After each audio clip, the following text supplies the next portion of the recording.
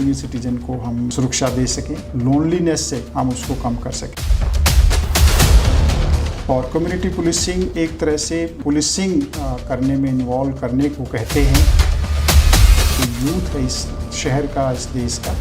वो एक अपनी एनर्जी को सही दिशा में चैनलाइज करे। तेजस्विनी स्कीम है, वो भी महिलाओं और बच्चों को की सुरक्षा के लिए ही एक कम्युनिटी पुलिसिंग की स्कीम है।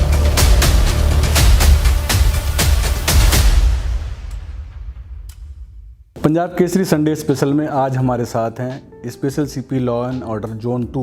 श्री सागरप्रीत हुड्डा जी,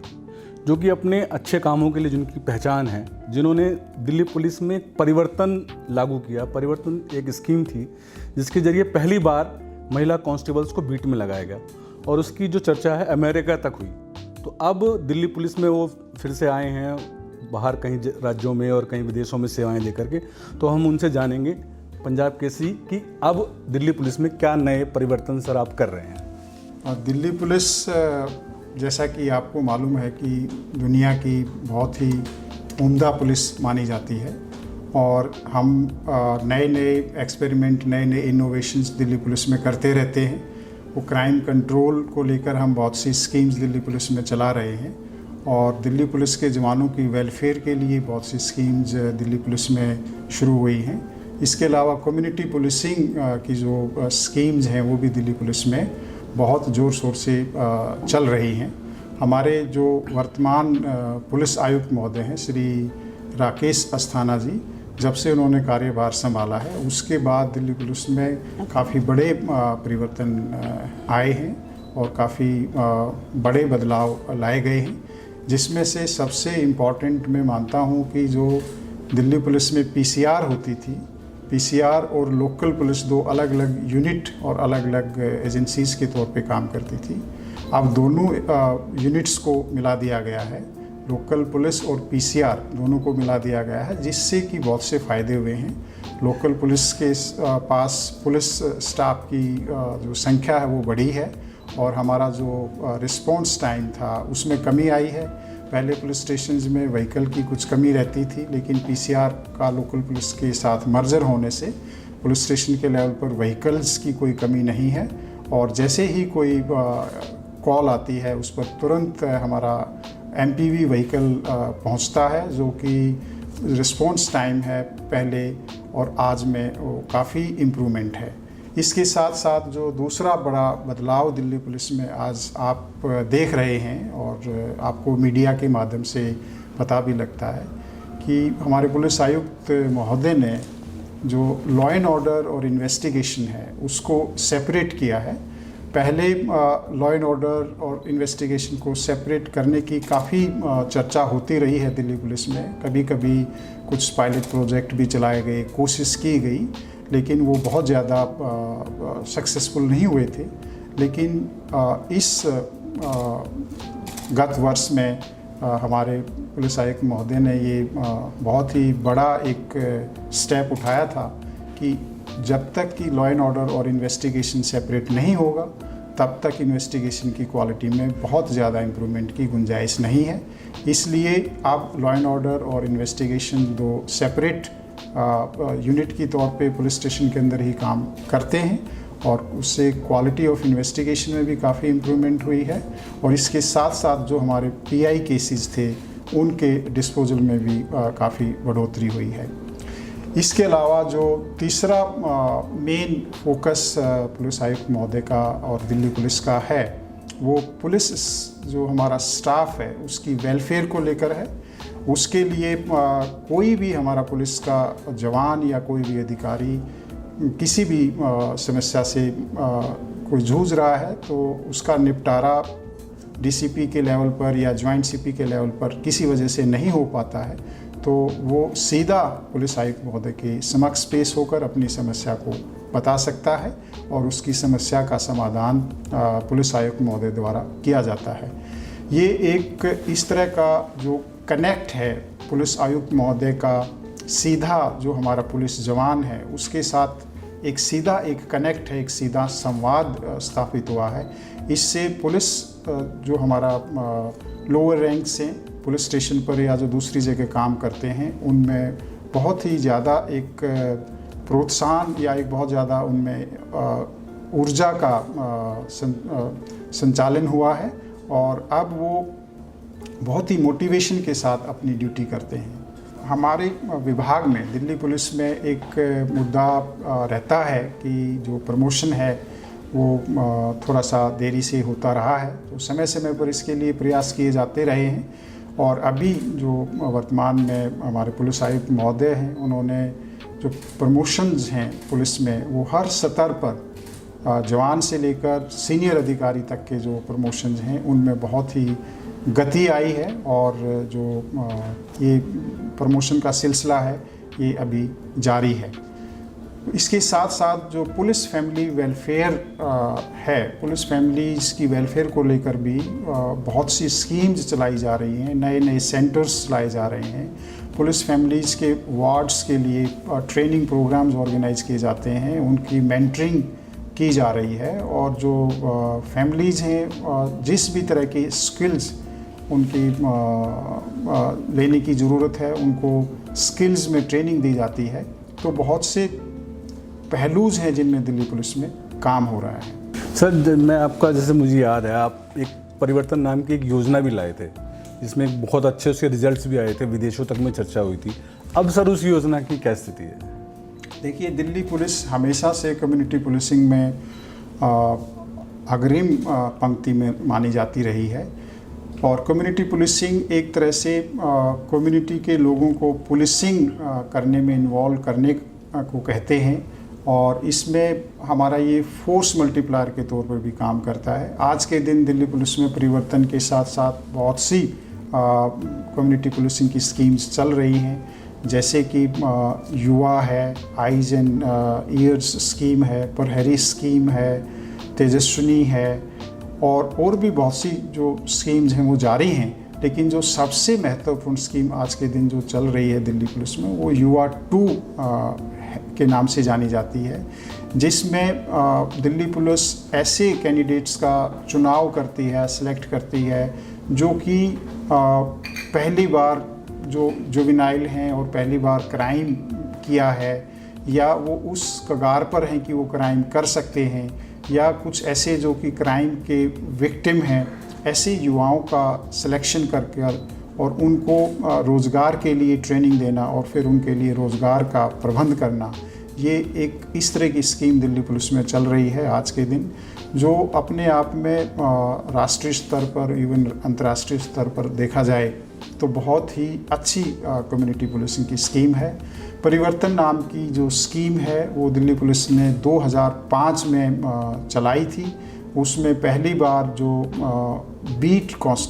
जो स्टाफ है उसमें विमेन कांस्टेबल्स को पोस्ट किया गया था। उनको ड्यू ट्रेनिंग के बाद बड़ी पेड़ में एक बीट में लगाया गया था। उसके साथ साथ वहाँ पर जो कम्युनिटी पुलिसिंग में जैसे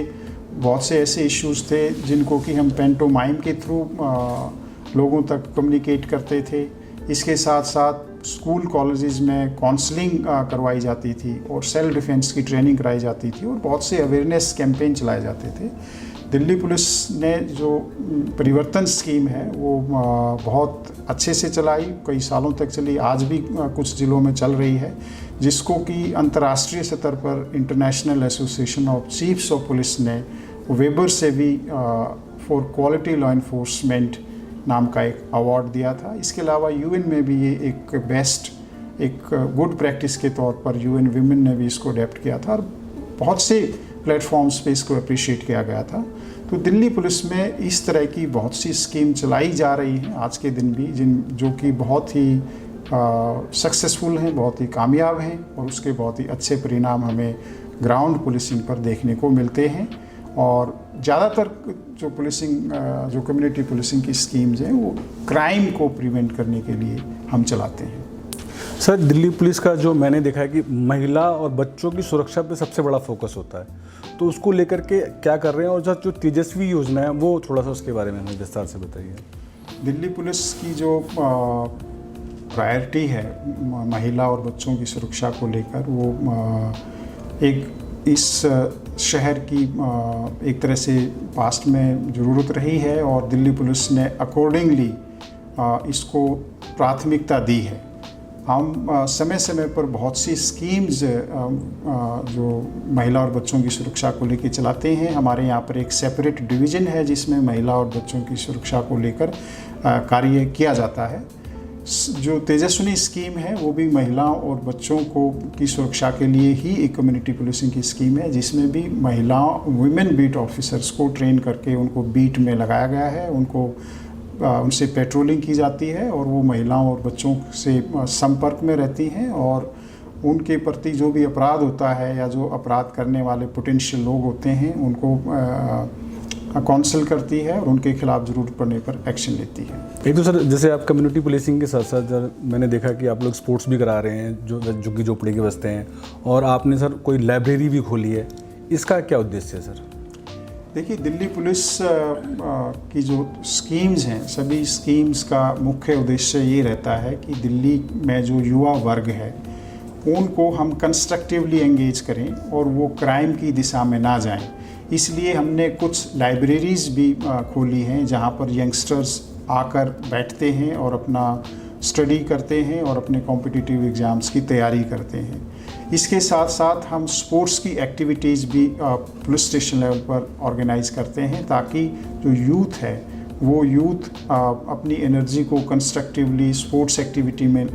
लगाए या स्टडीज़ में लगाए। तो कंस्ट्रक्टिव एंगेजमेंट हम यूथ्स की करते हैं, वो हमारे स्टडी सेंटर्स के माध्यम से, हमारी जो लाइब्रेरीज़ हैं उनके माध्यम से, या जो ग्राउंड पर हम sports activities time to time organise कराते हैं उनके माध्यम से। हमारा बेसिक जो उद्देश्य है वो यही रहता है कि जो यूथ है इस शहर का, इस देश का, वो एक अपनी एनर्जी को सही दिशा में चैनलाइज करे और क्राइम की तरफ ना जाए। इसी तरह से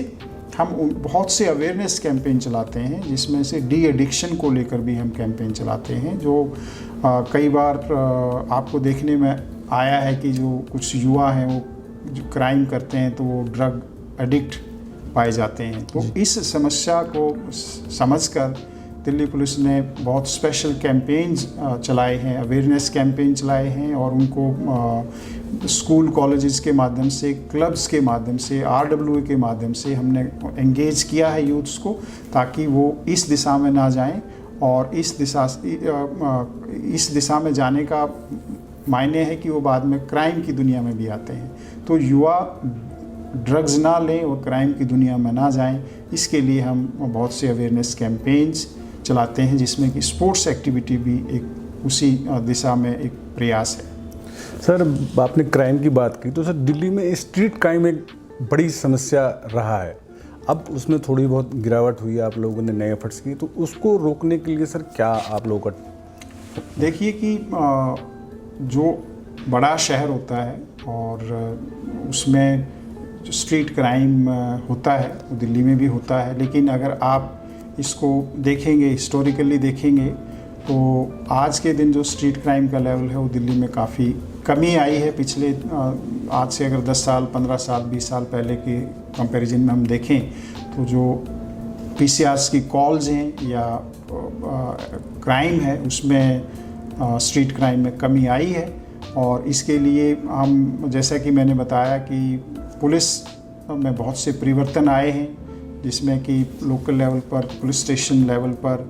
PCR और लोकल पुलिस का मर्जर हुआ है। इसके साथ साथ बहुत व्हीकल्स की अवेलेबिलिटी लोकल लेवल पे अब है। हमारा रिस्पांस टाइम में इम्प्रूवमेंट हुई है, कम्युनिटी पुलिसिंग की स्कीम्स आई हैं और बहुत ज़्यादा हमारा फोकस ये रहता है कि जो स्ट्रेटजी है स्ट्रीट क्राइम को रोकने के लिए वो टाइम टू टाइम रिवाइज होती रहे और जो प्रेशर पॉइंट्स हैं या जो हॉट स्पॉट्स हैं उनको कंटेन करने के लिए हम रिसोर्सेज को उस तरफ डायरेक्ट करते हैं। हमारी जो रिसर्च टीम है दिल्ली पुलिस की वो बहुत स्ट्रॉन्ग एनालिसिस करती है। हमारी जो क्राइम ब्रांच है वो हमें गाइड करती है कि कहाँ कहाँ पर स्ट्रीट क्राइम में बढ़ोतरी हो रही है, तो अकॉर्डिंगली फिर हम अपने रिसोर्सेज को उस तरफ डाइवर्ट करते हैं और हमें सक्सेस मिलती है। अगर आज के दिन देखें तो ये कहना तो ठीक नहीं होगा कि स्ट्रीट क्राइम बिल्कुल ही ख़त्म हो गया है, बट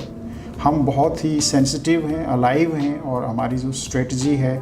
और जो रिसोर्सेज हैं वो स्ट्रीट क्राइम को प्रिवेंट करने के लिए हम उनको लगाते हैं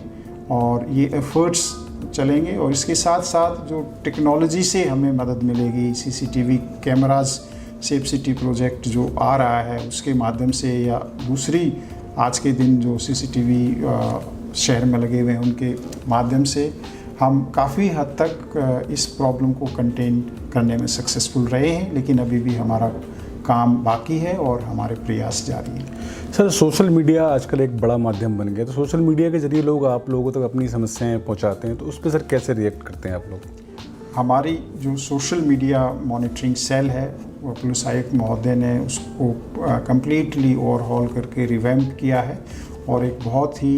बड़ी सक्षम आज के दिन हमारे पास सोशल मीडिया मॉनिटरिंग सेल है, जिसमें हम कोई भी सोशल मीडिया के माध्यम से हमारे पास कोई इंफॉर्मेशन आती है, कोई इंसिडेंट की आती है या कोई क्राइम की आती है, तो तुरंत उस पर हम एक्शन लेते हैं। उसको कंसर्न ऑफिसर को डायरेक्शन दी जाती है और वो उस पर तुरंत कार्रवाई करते हैं। इसके अलावा सोशल मीडिया मॉनिटरिंग सेल है वो हमारे जो मैसेजेस हैं जनरल अवेयरनेस के, कि साइबर फ्रॉड से कैसे बचना है, या अपने जो चीटर्स हैं उनसे कैसे बचना है, या जो ट्रैफिक की कोई कभी कभी हमें एडवाइजरीज इशू करनी होती हैं, या और भी जो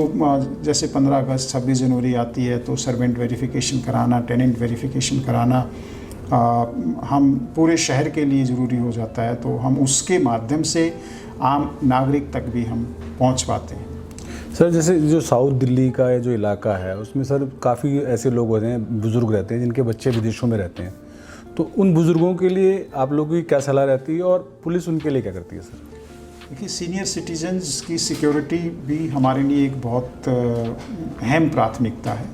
इसमें हम over a period of time आज दिल्ली पुलिस फॉर्चुनेटली बहुत ही सेंसिटिव है और बहुत ही सक्षम है कि सीनियर सिटीजन को हम सुरक्षा दे सकें, और उनका जो लोनलीनेस है किसी हद तक हम उसको कम कर सकें। तो हमारा जो कनेक्ट है थ्रू बीट कांस्टेबल्स वो सीनियर सिटीजन्स के साथ काफ़ी रोबस्ट है। आज के दिन हमारे व्हाट्सएप ग्रुप भी बने हुए हैं, और बीट वाले की जिम्मेवारी है कि वो उसको विज़िट करेंगे। कुछ तो ऐसे लोग हैं कि जिनको डेली विज़िट करना है, कुछ को वीक में विज़िट करना है, या उनको व्हाट्सएप के माध्यम से हम उनके बारे में जानकारी मिलती रहती है। कुछ RWAs हैं जो इसमें हमारा सहयोग करती हैं, कुछ नॉन गवर्नमेंटल ऑर्गेनाइजेशंस भी हैं जो इस कार्य में हमें सहयोग देती हैं।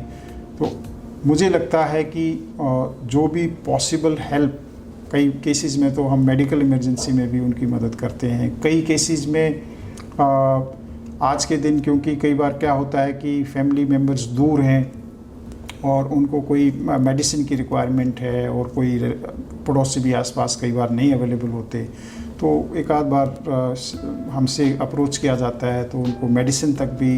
हम प्रोक्योर करने में मदद करते हैं। इसके साथ साथ उनका एक जो लोनलीनेस की फीलिंग है, तो कुछ कई बार हम एक्टिविटीज़ भी ऑर्गेनाइज करते हैं, और हमारा जो कांस्टेबल है उनके संपर्क में रहता है। तो हमारी कोशिश ये रहती है कि कोई भी सीनियर सिटीजन है वो अपने आप को महफूज फील करे, सुरक्षित फील करे, महसूस करे, और उसको हम सही मायने में उसको सुरक्षा प्रदान कर सकें। सर, आपको शायद ध्यान हो, आपके एक ग्रेटर कैलाश या CR पार्क थाने की कोई कांस्टेबल था, उसकी एक फ़ोटो बड़ी वायरल हुई थी, वो बुजुर्ग महिला को लेके जा रहे थे इंजेक्शन लगवाने। जी जी, याद है सर आपको? जी जी। तो सर ये उसी का पार्ट कह सकते हैं इसको भी? बिल्कुल। देखिए, over a period of time हमारी जो ट्रेनिंग डिवीज़न है उसमें बहुत से जो मॉड्यूल्स हैं वो एक तरह से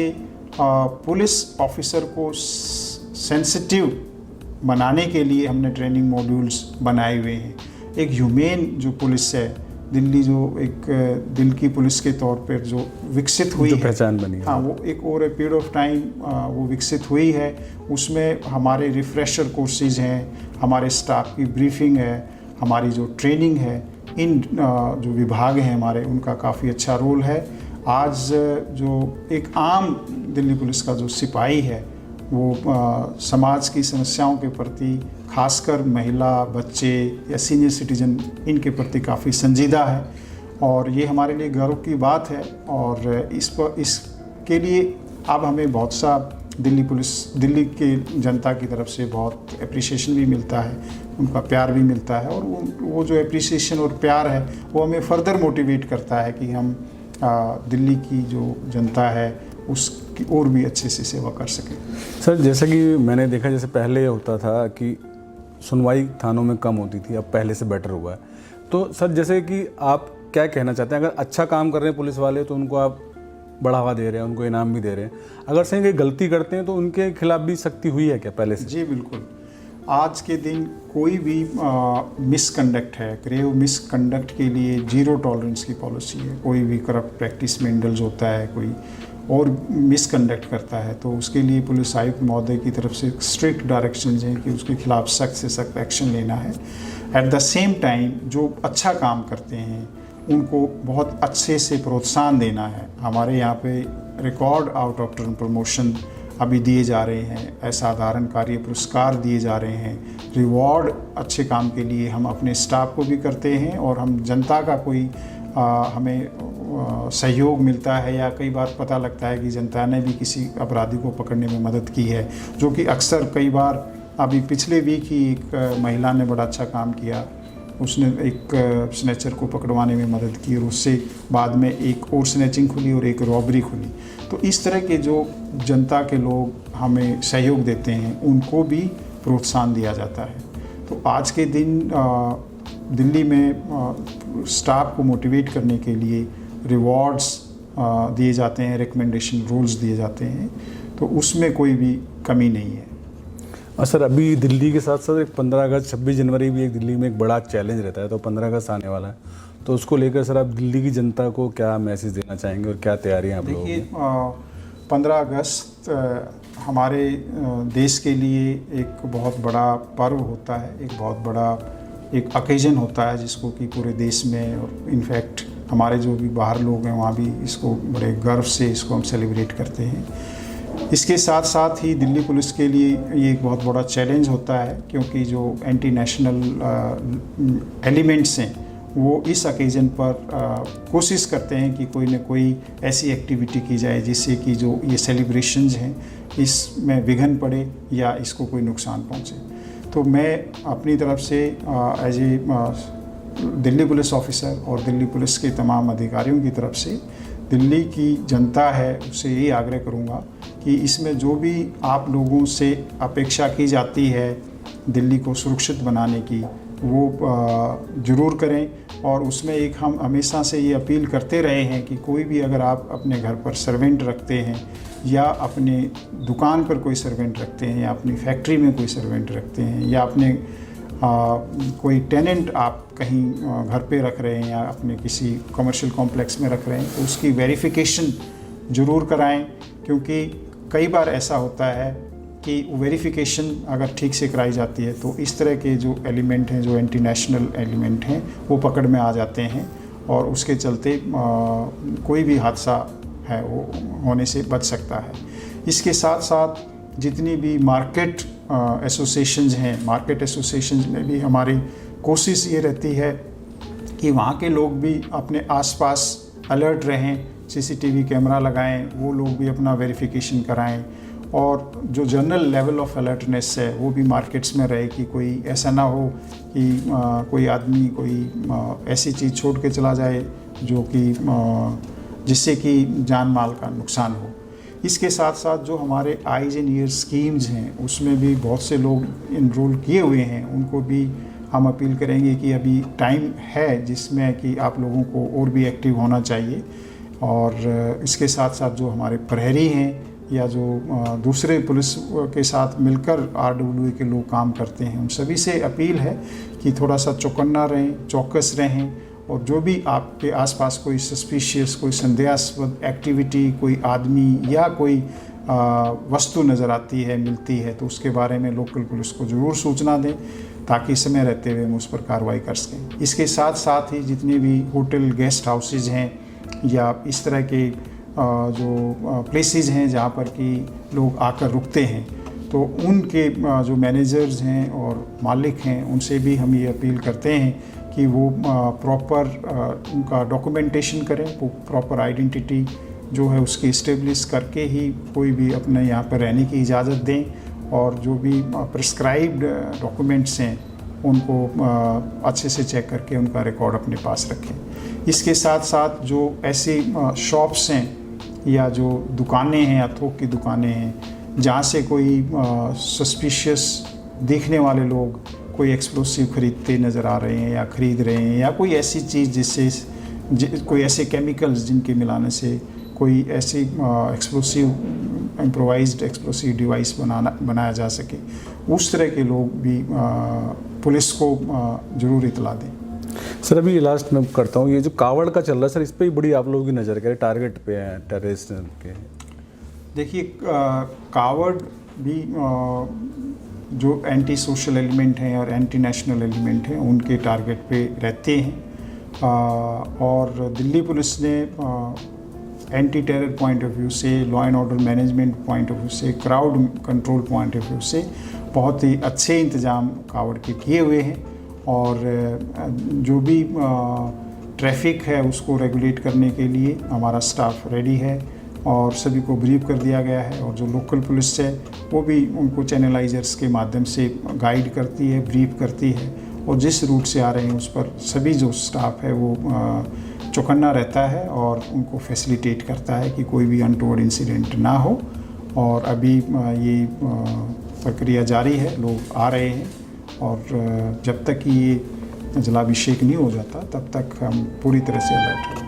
कावड़ कैंप के जो संचालक है सर, उनको कोई एडवाइस देंगे? कावड़ कैंप के जो संचालक हैं उनकी लोकल पुलिस स्टेशन के लेवल पर उन लोगों की मीटिंग हो चुकी है।